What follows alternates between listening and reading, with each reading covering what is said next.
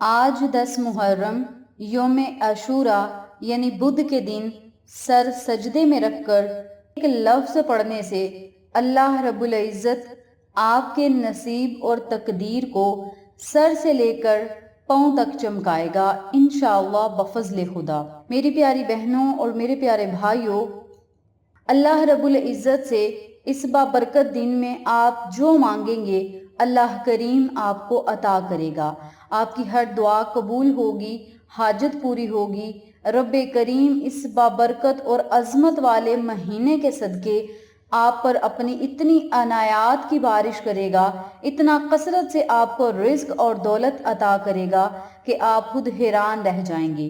میری پیاری بہنوں اور میرے پیارے بھائیوں، آپ کی جو بھی نیک حاجت ہے، جائز حاجت ہے، یا کوئی بھی پریشانی ہے، یا کوئی بھی مسئلہ ہے، کسی مصیبت میں آپ پھنس چکے ہیں، یا جن لوگوں کی اولاد نہیں یا اولاد نافرمان ہے، اس کے علاوہ جو لوگ گھر کے مسائل میں پھنس چکے ہیں، گھر کی وجہ سے پریشان ہیں، رزق اور دولت کی کمی کی وجہ سے پریشان ہیں، یا ان کی دعائیں قبول نہیں ہو رہی، تو ان لوگوں سے گزارش ہے کہ اس بابرکت عمل کو پڑھنے سے اللہ رب العزت آپ کی تمام حاجات اور ضروریات کو پورا کرے گا، پریشانیوں کو ختم کرے گا۔ آپ اللہ سے جو مانگیں گے اللہ رب العزت اس بابرکت مہینے کے وسیلے سے آپ کو ہر وہ چیز عطا کرے گا جس کی آپ کو ضرورت اور طلب ہے۔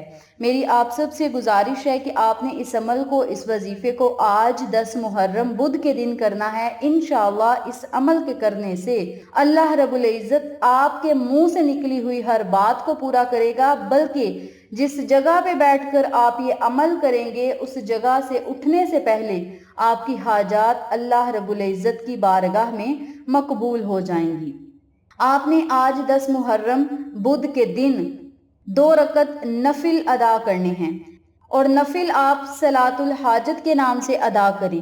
نفل اس ترتیب سے پڑھنے ہیں کہ سورت فاتحہ کے بعد 3 مرتبہ سورت الکوثر پڑھنی ہے، اور 3 مرتبہ ہی سورت اخلاص پڑھنی ہے۔ پھر آپ نے رکوع سجود جانا ہے۔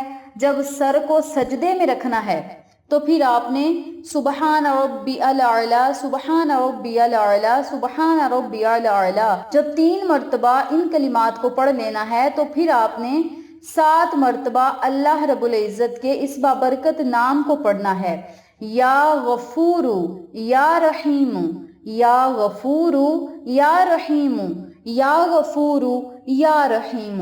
ان کلمات کو آپ نے 7 مرتبہ پڑھنا ہے۔ یا غفور یا رحیم یہ 1 مرتبہ ہو گیا، یا غفور یا رحیم یہ 2 مرتبہ ہو گئے۔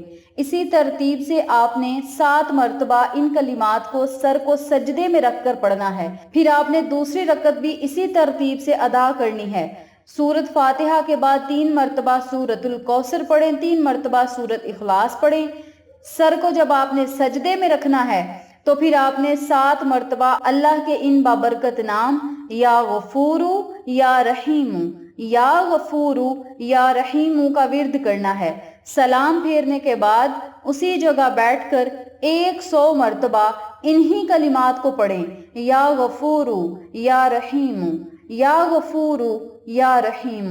100 مرتبہ آپ نے ان کلمات کو پڑھنا ہے۔ اول اور آخر میں آپ نے درود پاک ضرور پڑھنا ہے، کیونکہ جس دعا کے اول آخر درود پاک کی برکتیں ہوں، اللہ رب العزت ان برکتوں کی بدولت ہی آپ کے اٹھے ہوئے ہاتھوں کی لاج رکھے گا اور آپ کی حاجات اور ضروریات کو ضرور پورا کرے گا۔